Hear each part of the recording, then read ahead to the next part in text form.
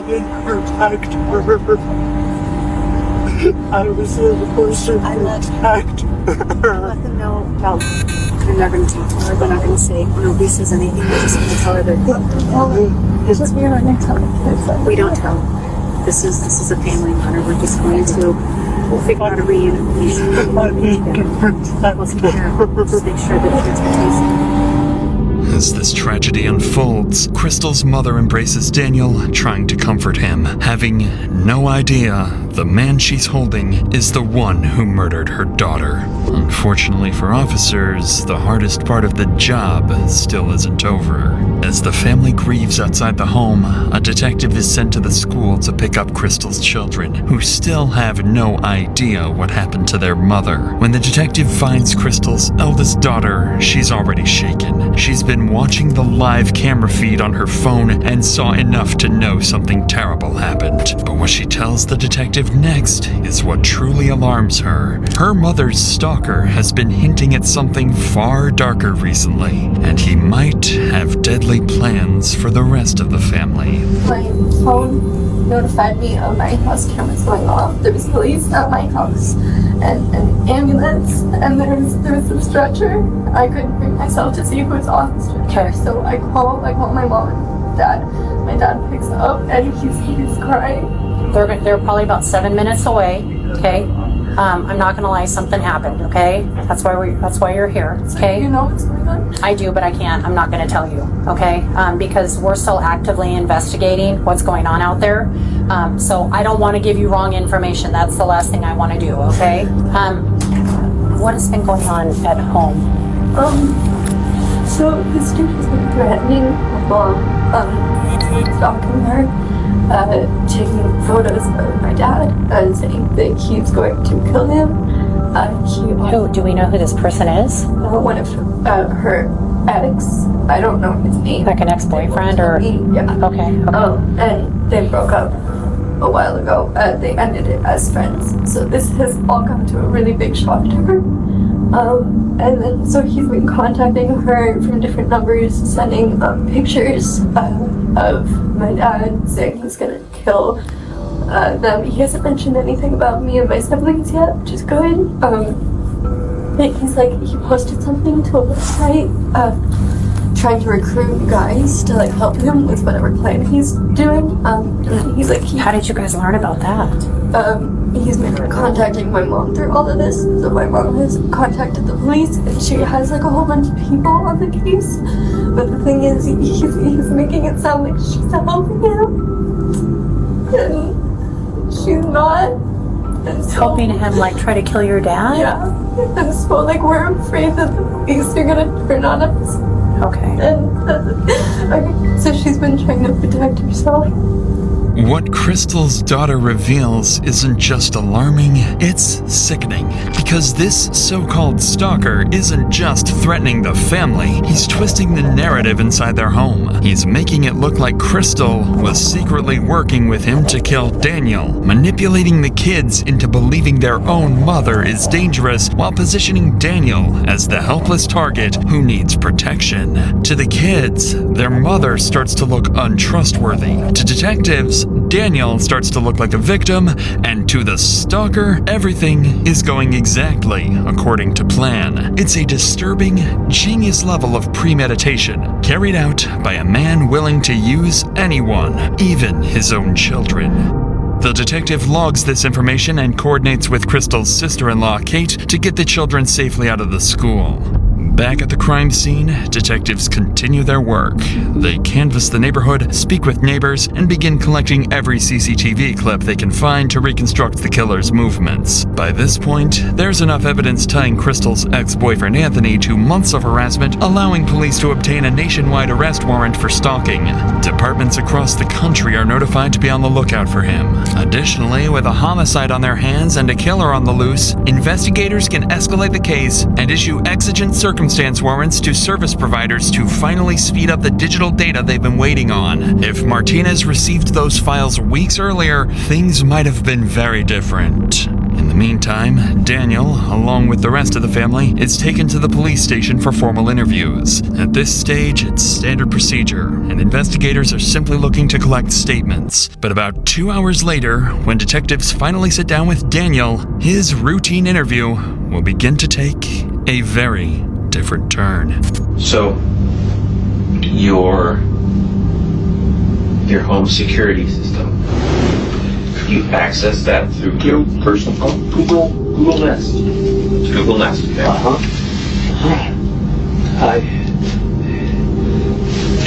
This fixing me. Okay. Just push a home. Okay. So I have your permission to operate this phone and get what we need? Yeah. Okay. Yeah. So how many different cameras do you have? 4. Doorbell. Side of the house, driveway, back door. How long have you had it? Doorbell, a couple years. The others, all since September. We had an intruder. I called the police. He came when we had a garage intruder.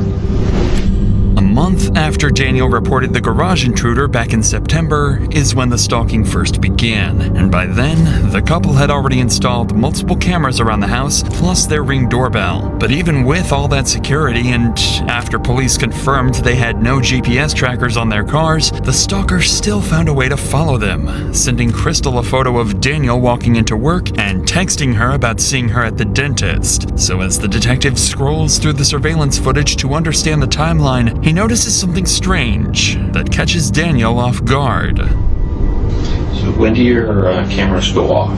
Do you ever have them set to turn off? 24/7. Okay. They don't turn off. If you lose internet or in the app, you can turn them off. And who has the ability to turn off the cameras? Who has the ability to go in the app and turn these off? Lucille, me, and It's alright. It's alright, Dan. home shows all 4.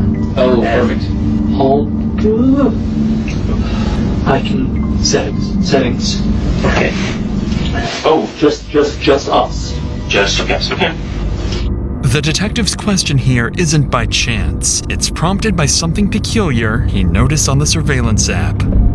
All of the home's cameras shut off at 8:15 a.m. and they stay off until 10:15 a.m. Only the camera pointed outside the garage remains active during that entire 2-hour window. This instantly narrows the murder time frame to those 2 hours. Just then, Martinez finally arrives at the interview room. He's the lead detective who's been handling Crystal's stalking case for months, and now that case has become something far worse. He sits down with her devastated husband, feeling the weight of the loss they both couldn't prevent. They didn't save Crystal, they couldn't protect her, and now they're here, mourning her loss, trying to piece together what happened. Her life was hell and months and last year. Her husband and her were not in good terms. He was in complete denial. She told me how he was.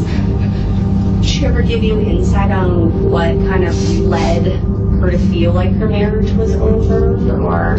Yeah, is explosive. But I've never seen him, hurt her.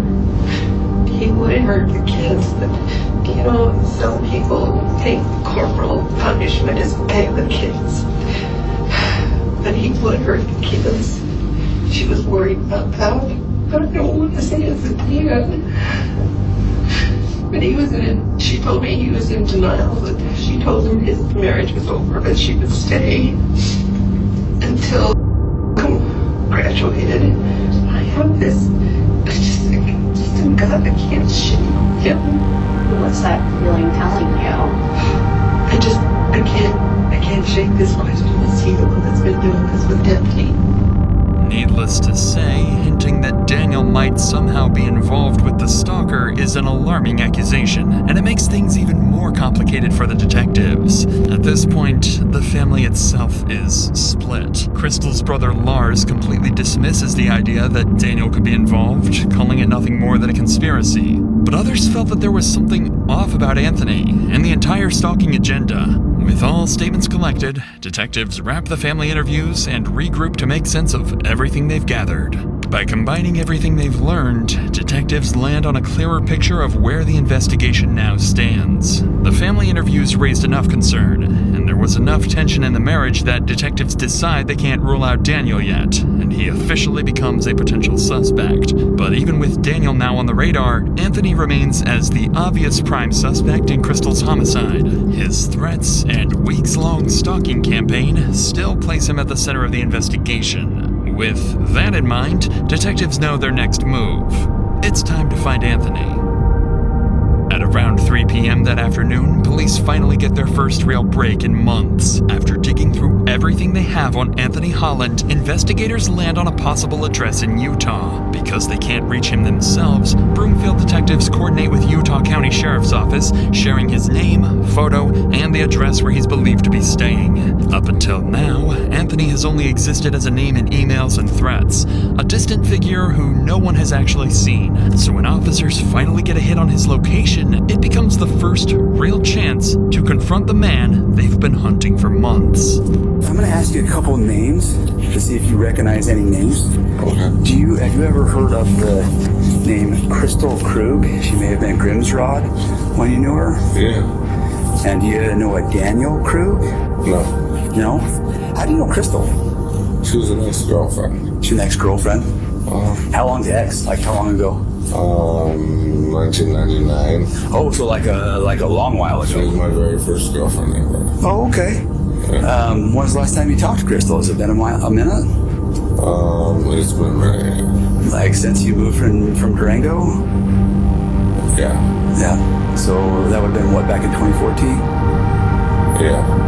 Have you had any contact with anybody in that area since? Anybody, or have they contacted you at any time? No. I'm going to give you a phone number, and it's to a sergeant with the Broomfield Police Department.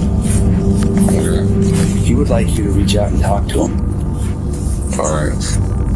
They have an incident. I don't know the full details of their incident out there, and so I'll let him talk to you about that aspect. He had asked us to come out here to your house and talk with you. They were debating on, you do have an active warrant out of Broomfield Police Department, and they were debating on if they were going to have us arrest you or not. They are not going to have us arrest you on it. I'm going to advise you of the fact that you do have a warrant out of Colorado, and you can talk to this sergeant about the details of it, if that makes sense.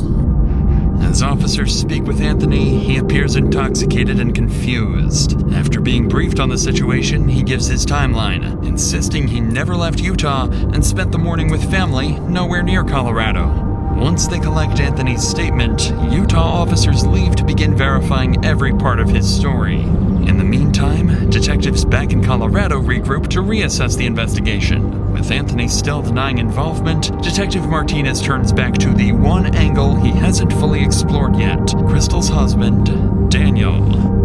Since he never ruled out jealousy or affairs as a possible motive, he decides to dig deeper into Daniel's past, and that's when he stumbles onto something interesting and very unsettling.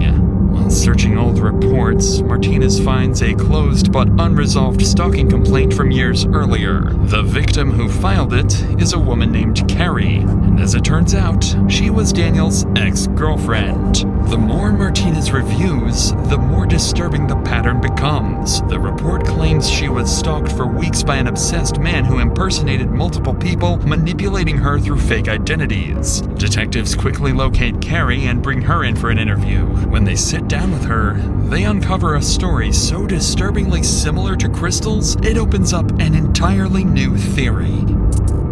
I think it was, like I said, a couple months I broke up with him a couple months into my freshman year.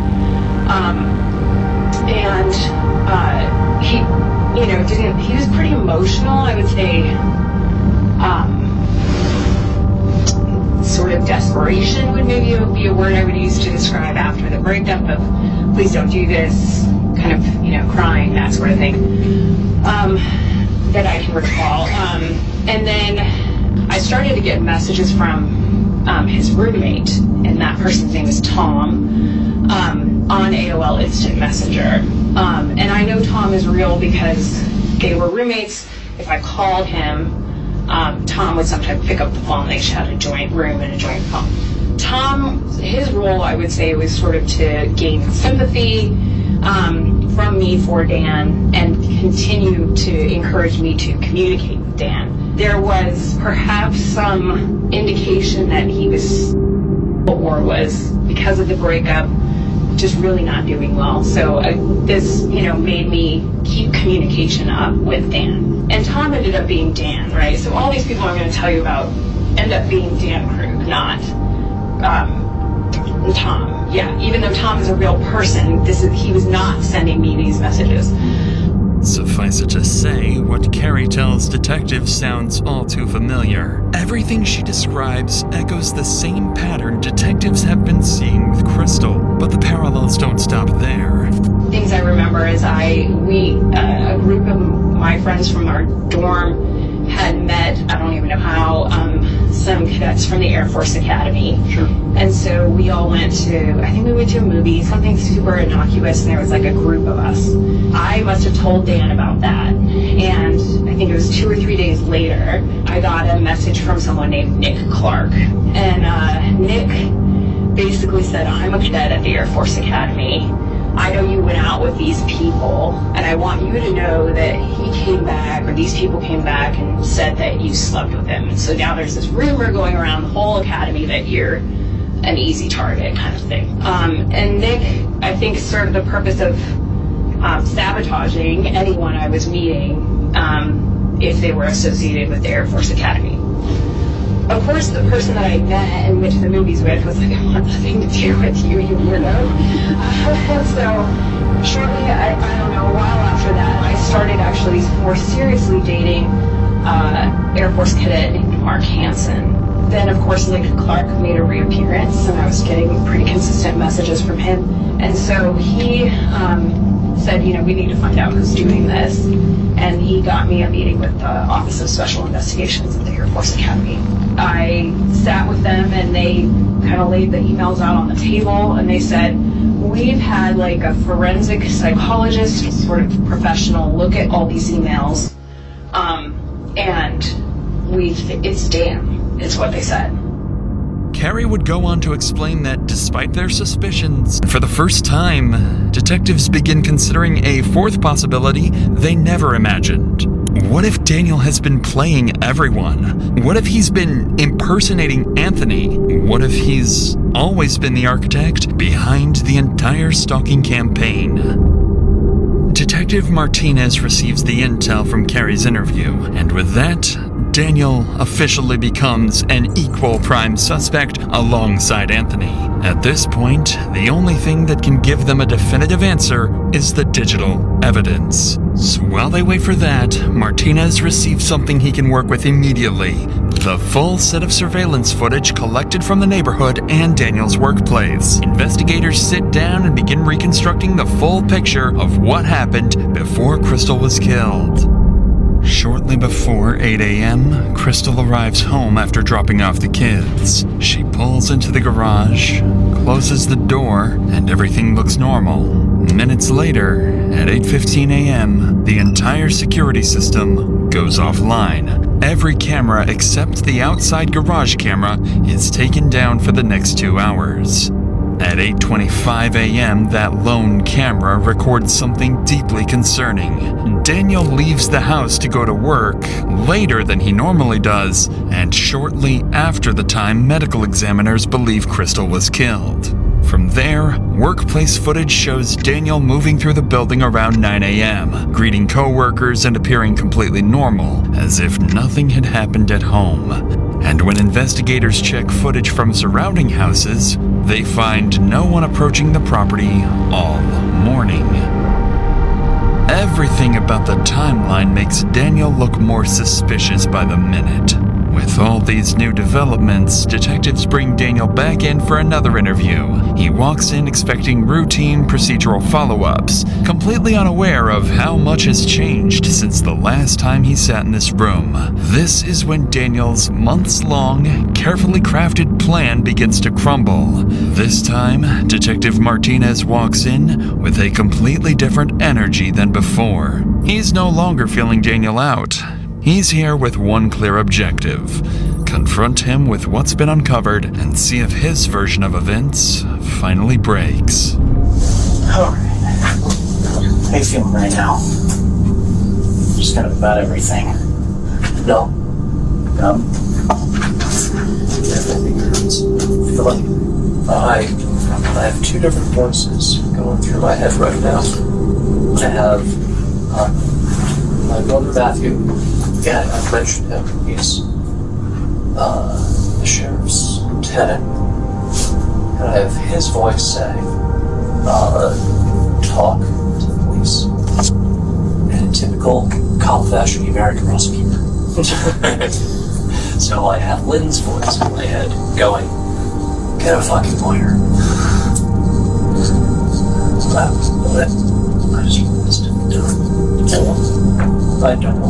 I just don't want to. Right away, Daniel doesn't open the interview casually. He opens it with a calculated trick. By hinting at getting a lawyer, he's warning detectives, push too hard, and this interview is over. It's clever, but Martinez has a counterplan. Instead of confronting him, he'll pivot the conversation to his relationship with Crystal, making it feel like safer ground to get Daniel comfortable and talking. But if Daniel had any motive to take Crystal out of the picture, this is where it would surface. Well, I'm sure, especially if you guys are trying to work together to be safe, keep your family safe, keep your... As dysfunctional as it is, you still both have the common goal of keeping it safe, right? I had her as a partner to protect the family, but it didn't feel like a partner who valued me. And I told her at that point, I told her I didn't want to die for someone who didn't care about me anymore. That's really hard. I was hurting when I said that. And what I wanted was her to say she cared about me. She didn't. Although Daniel is being honest about what was going on in their marriage, to detectives, moments like this only add to their suspicions. Resentment, rejection, a failing marriage, these are all things that, in the wrong circumstances, can turn into a motive. And this is exactly where the interview takes a sharp turn. What Daniel doesn't know yet is that since his last interview, detectives received something they kept secret for this exact moment. One of the tech companies finally responded to their urgent warrants and provided some of the digital data they needed. And as it turns out, the emails the stalker had been sending, the messages that terrorized Crystal for weeks, were coming from somewhere much closer to home. One of the things that we really started looking into today in effort to find Anthony is the Gmail. So some of that information that we've been able to receive today is a little bit concerning, I guess. The Gmail account, the Kickman account that you guys initially received with the photo of you in it, and the phone number, those originated through their IP addresses at your office. Doesn't make any sense. Well, he took the photo of me at my office. But both of those accounts originated from IP addresses that list back to your office.